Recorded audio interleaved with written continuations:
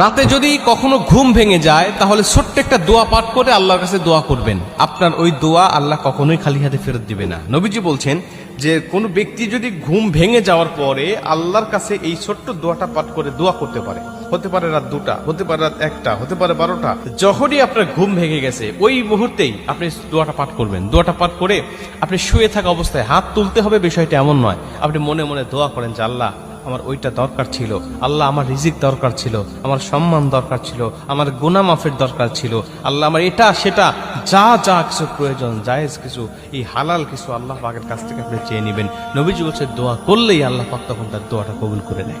আর আরো ভালো হয় যদি আপনি ঘুম ভেঙে যাওয়ার পরে 2টার সময় আপনার ঘুম ভেঙে গেছে, আপনি উঠে যান, উঠে গিয়ে ওযু করে আপনি 2 রাকাত তাহাজ্জুদ নামাজে দাঁড়িয়ে যান। কারণ নবীজি বলছে যে ওই সময় কিছু চাইলেই আল্লাহ দোয়া কবুল করে। আপনি ঘুম ভেঙে যাওয়ার পরে দোয়াটা করলেন, দোয়াটাও কবুল হয়ে গেল, আর আপনি ওযু করে তাহাজ্জুদ করলেন, তাহাজ্জুদ নামাজটাও কবুল হয়ে গেল। নবীজি বলছেন কোন ব্যক্তির যদি একটা সেজদা কবুল হয়ে যায়, 1 রাকাত নামাজ যদি কবুল হয়ে যায়, ওই একটা সেজদা তাকে জান্নাত পর্যন্ত পৌঁছায় দিবে।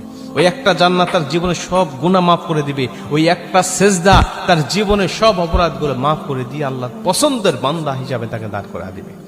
এই জন্য আপনি ছোট্ট দোয়াটাকে মুখস্থ করে নেন। কি দোয়া? নবীজি বলছেন ঘুম ভেঙে যাওয়ার সঙ্গে সঙ্গে তুমি দোয়াটা পাঠ করবে। প্রথমে তুমি পাঠ করবে লা ইলাহা ইল্লাল্লাহু ওয়াহদাহু লা শারীকা লাহু লাহুল মুলক ওয়া লাহুল হামদ ওয়া হুয়া আলা কুল্লি শাইইন কাদির। এরপর তুমি পাঠ করবে সুবহানাল্লাহি ওয়াল হামদুলিল্লাহি ওয়া লা ইলাহা ইল্লাল্লাহু আল্লাহু আকবার। এরপর পাঠ করবে লা হাওলা ওয়া লা কুওয়াতা ইল্লা বিল্লাহ। এই দোয়াটা কিন্তু আমরা ভেঙে ভেঙে, এখানে 3টা দোয়া একসাথে করা হয়েছে, ভেঙে ভেঙে কিন্তু আমরা সবাই জানি, এটা কিন্তু আমাদের মুখস্থ আছে। লা ইলাহা ইল্লাল্লাহু ওয়াহদাহু লা শারীকা লাহু লাহুল মুলক ওয়া লাহুল হামদ ওয়া হুয়া আলা কুল্লি শাইইন কাদির। আমরা সবাই কিন্তু ফরজ নামাজের শেষে ওই সুবহানাল্লাহ 33 বার, আলহামদুলিল্লাহ 33 বার, আল্লাহু আকবার 33 বার পাঠ করার পরে 100 বার পূর্ণ করার জন্য কিন্তু আমরা এই দোয়াটা পড়ে থাকি। অতএব এটা কিন্তু আমাদের মুখস্থ আছে অলরেডি। সুবহানাল্লাহ, আলহামদুলিল্লাহ, ওয়া লা ইলাহা ইল্লাল্লাহু আল্লাহু আকবার, এটাও আমাদের মুখস্থ আছে, কারণ এটা একটা তাসবিহ। এরপরে লা হাওলা ওয়া লা কুওয়াতা ইল্লা বিল্লাহ, এটাও কিন্তু আমরা সকলেই জানি। এই 3টা দোয়া একসাথে করে ঘুম ভাঙার পরে যদি আপনি পাঠ করে আল্লাহর কাছে দোয়া করতে পারেন, মনের কথাগুলো খুলে বলতে পারেন, আল্লাহ পাক আপনার দোয়া অবশ্যই কবুল করে নেবেন।